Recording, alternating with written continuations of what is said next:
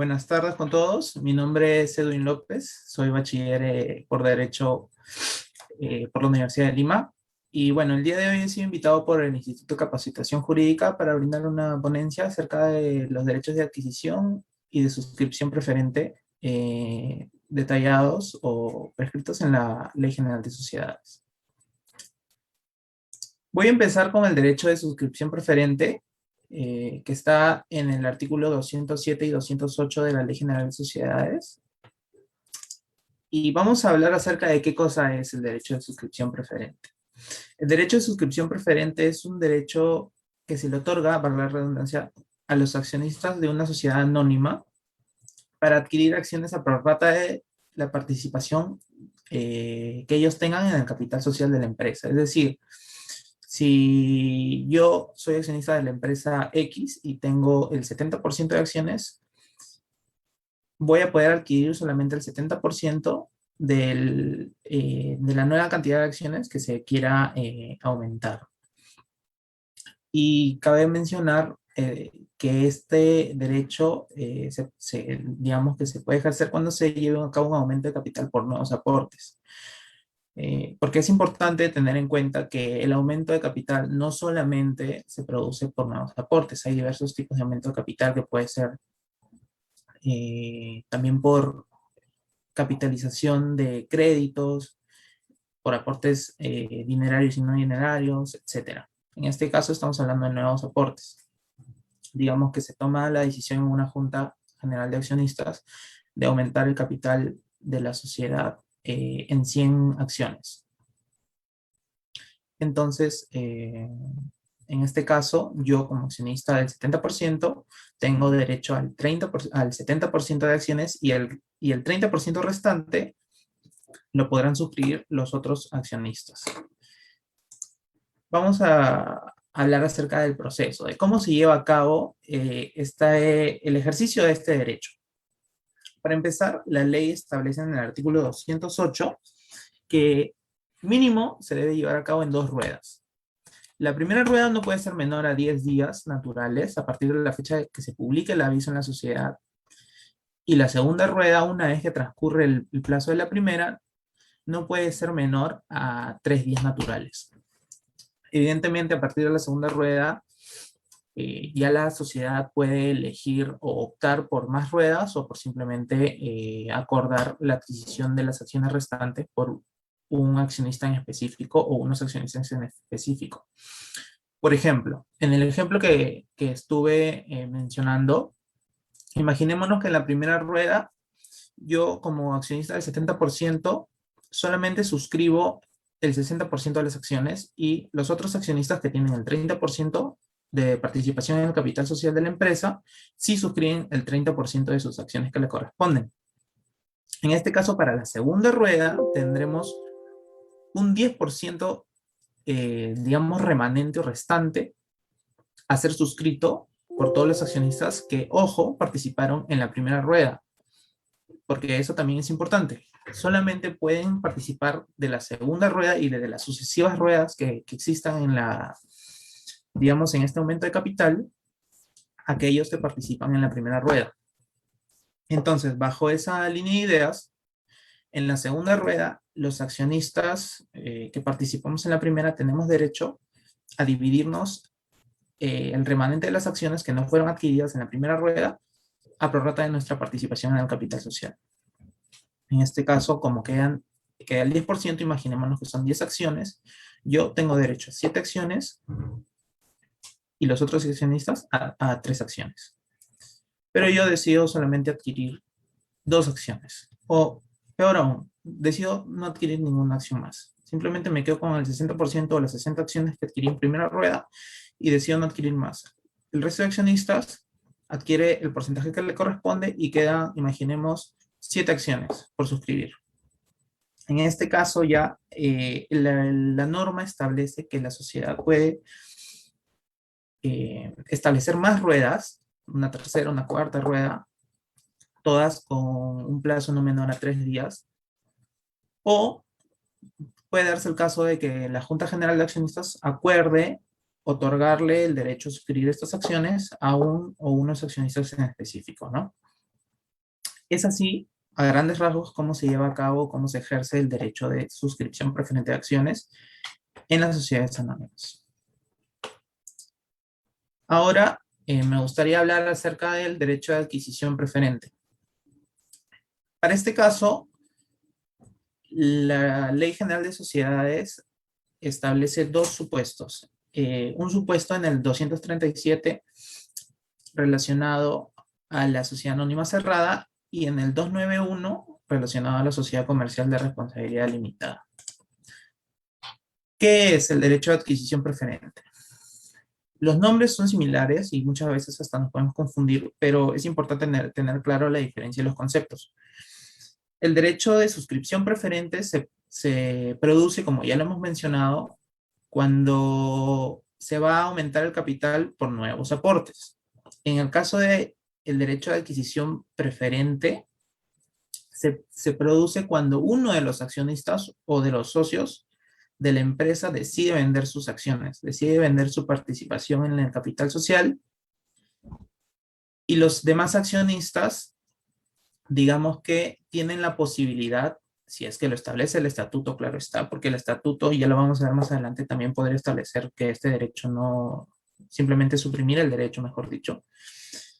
Pero en el caso de que no se haya suprimido el derecho, los demás accionistas tienen la posibilidad de ejercer su derecho de adquisición preferente y por lo tanto no dejar que terceros extraños ingresen a la sociedad, ¿no? Porque el espíritu de la norma es ese.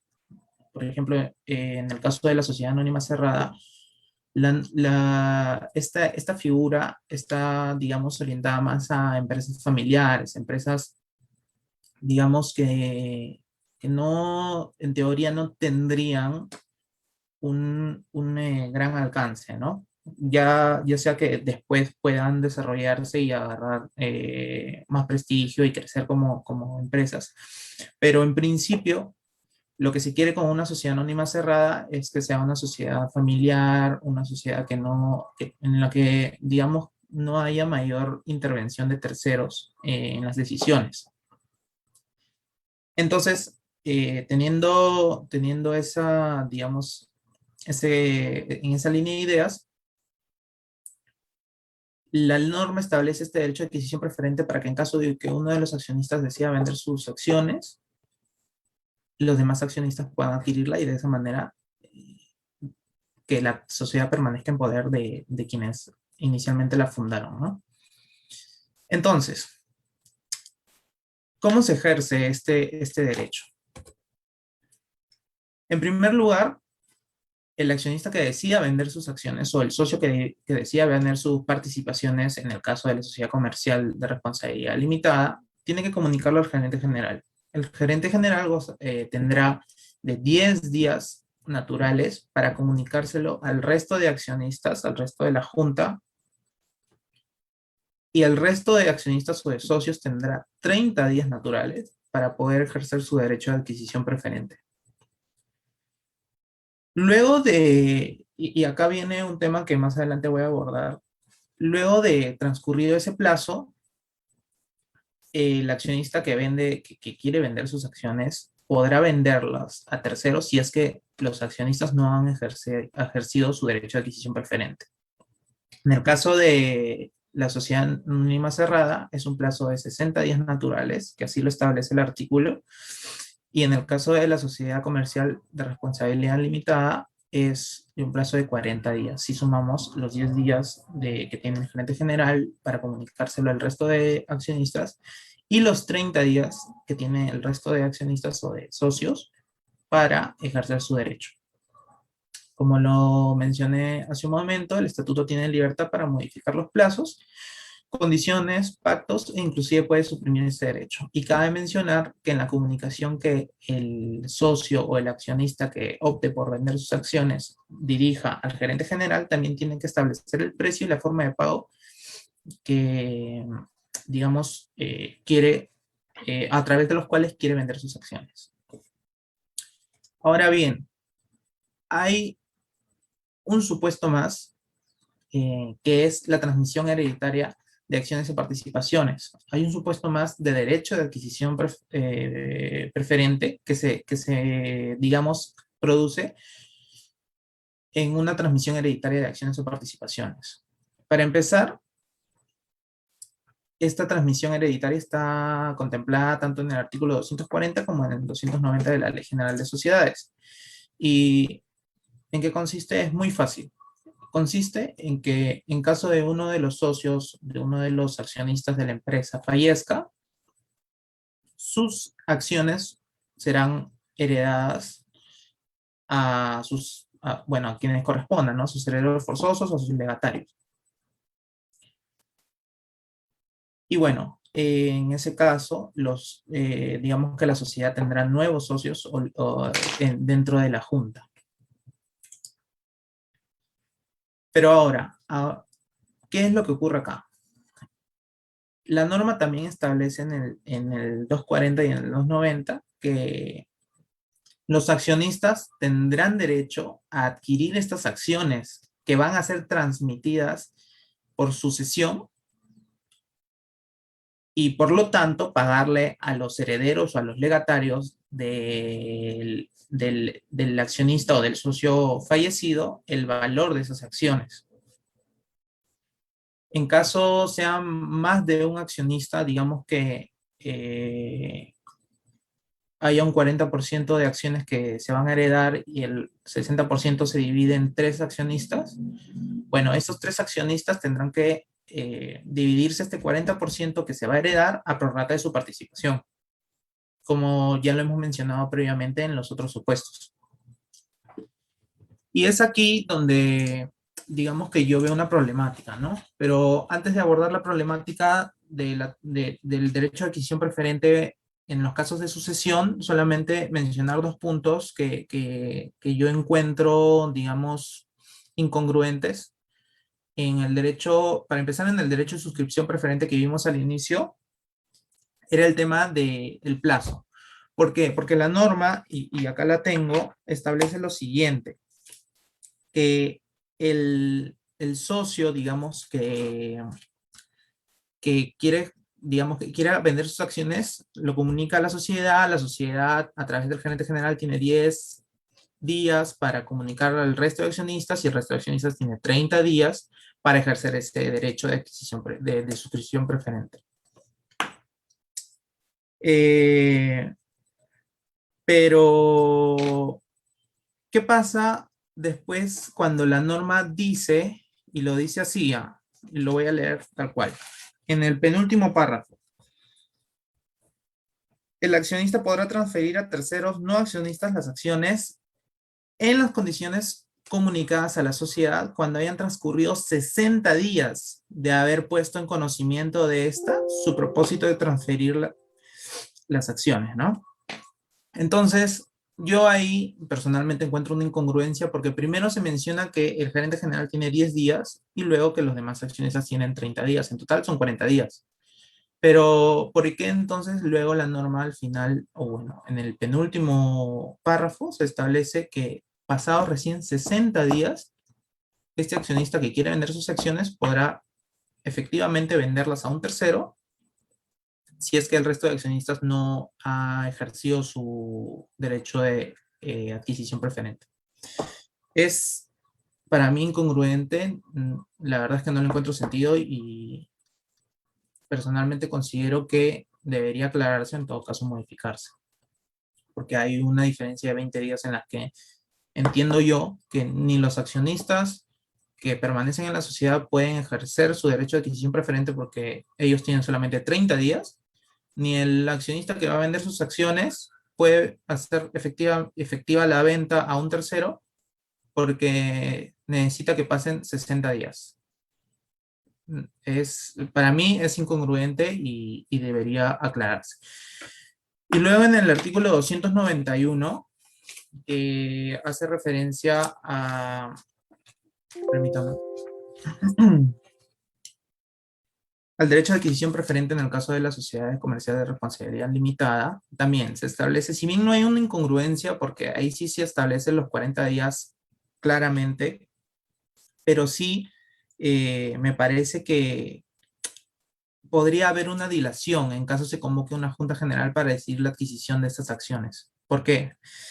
Y voy a leer el fragmento del artículo. Dice, transcurrido el plazo, es decir, los 10 días que tiene el gerente más los 30 días que tienen los socios, sin que se haya hecho uso de la preferencia, el socio quedará libre para transferir sus participaciones sociales en la forma y el modo que tenga por conveniente, salvo que se hubiese convocado a junta para decidir la adquisición de las participaciones de la sociedad. En este último caso, si transcurría la fecha fijada para la celebración de la junta, esta no ha decidido la adquisición de las participaciones, el socio podrá proceder a transferirlas. Entonces, tenemos un plazo de 10 días más 30 días, son 40 días. Y aparte tenemos abierta la posibilidad de que la junta de socios, en este caso porque es una sociedad comercial de responsabilidad limitada, fije una fecha que no tiene límites.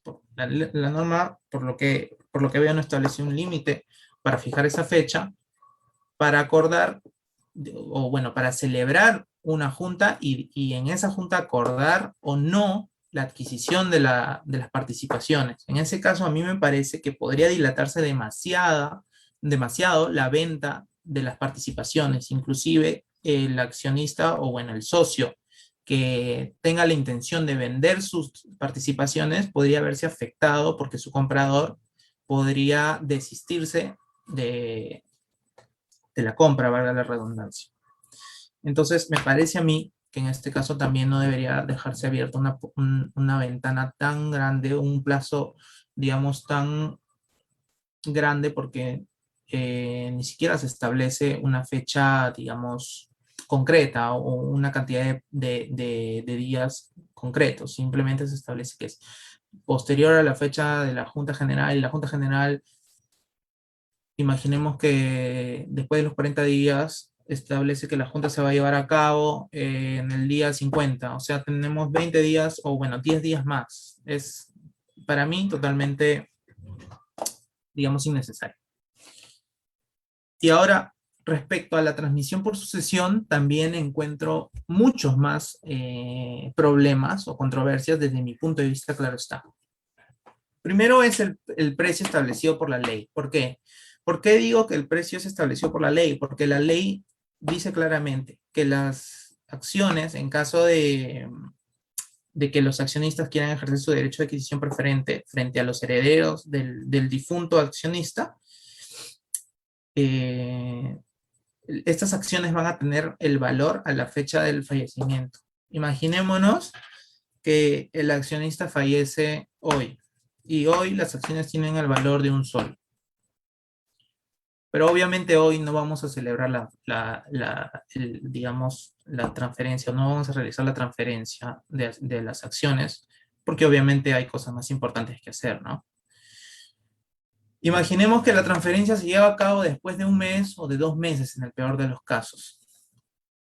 Eh, y en el transcurso de estos 2 meses, la sociedad ha tenido un giro económico positivo, su negocio ha ganado prosperidad, ha ganado prestigio y por lo tanto sus acciones eh, han cobrado mayor valor.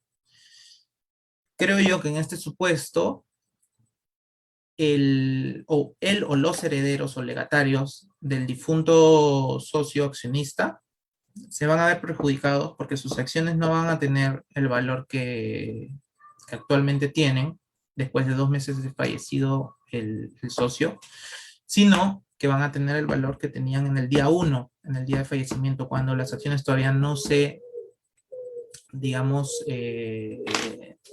cuando la sociedad, mejor dicho, no tenía esa prosperidad que ahora tiene. Ese es el primer punto que para mí no debería contemplarse en la ley.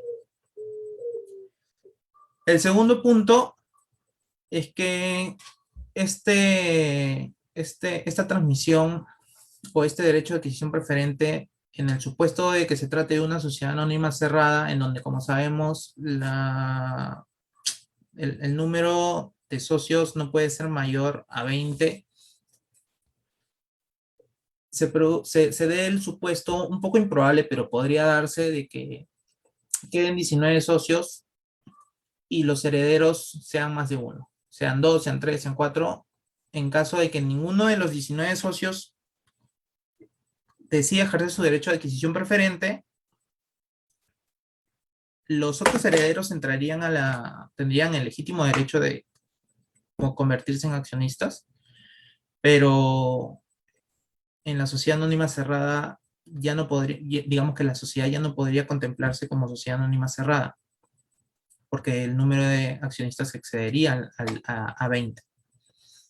En ese caso, me parece a mí que la norma debería ser un poco más clara y especificar claramente que en la sociedad, en caso de que los herederos, que la incorporación, mejor dicho, de los herederos como accionistas supere de 20 a los accionistas, esta sociedad pase de ser sociedad anónima cerrada a una simple sociedad anónima abierta.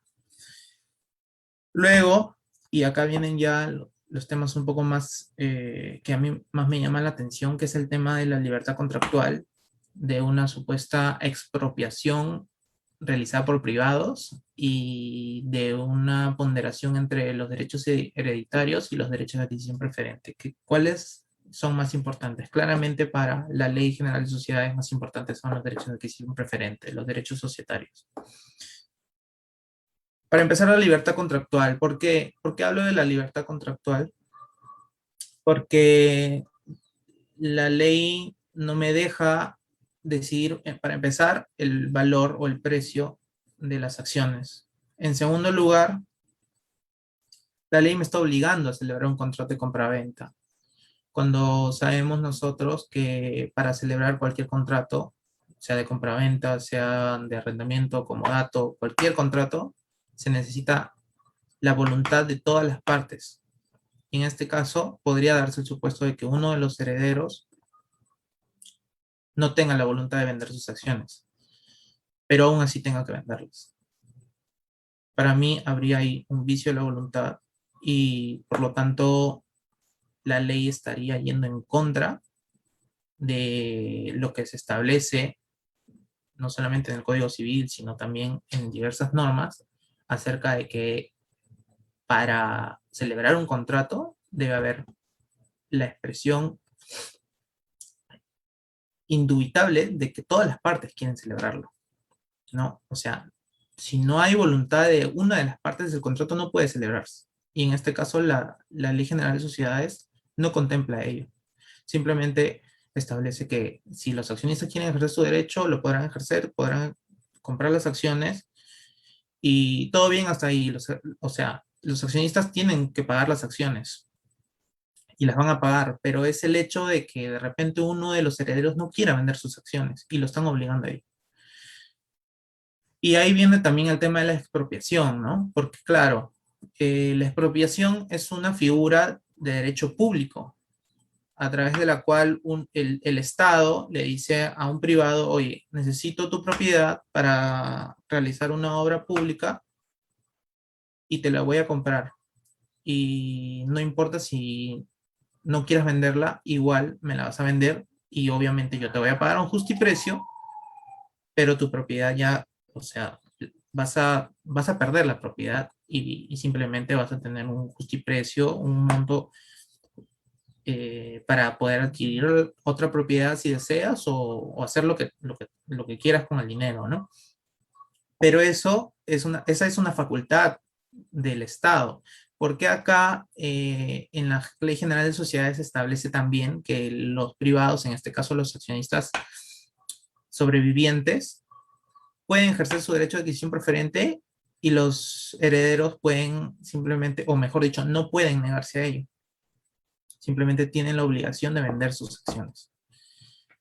Me parece a mí que ahí también hay, digamos, un vacío o hasta algo que, digamos, la ley no ha contemplado o el legislador no ha contemplado. No sé, no, digamos, en el momento de redactar la norma no fue tomado en cuenta.